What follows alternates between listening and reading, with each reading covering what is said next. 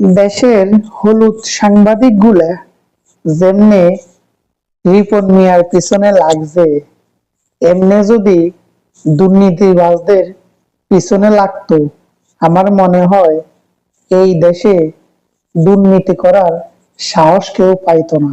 শুধুমাত্র কিছু ভিউ পাওয়ার আশায় একজন সেলিব্রিটি পিছনে লাগছে। থাক না, পারিবারিক দ্বন্দ্ব তো সব জায়গায় থাকে। কার ঘরে এত সুন্দরভাবে মানুষ বাস করতেছে, প্রত্যেকটা পরিবারের ভিতরে কিছু না কিছু দ্বন্দ্ব থাকে। কেউ বাবা, কেউ মাকে নিয়ে, কেউ পরিবারের অন্য সদস্যদেরকে নিয়ে। তাই বলে একজনের মানহানি নষ্ট করা একজন হলুদ হলুদ সাংবাদিকের উচিত হয় নাই আমি মনে করি। নিঃসত্ত্বে আপনি রিপন ভাইয়ের কাছে ক্ষমা চাইয়া লন, নইলে সাংবাদিক ভিউ কামান কিন্তু বন্ধ হইয়া যাইব, মনে রাখবেন।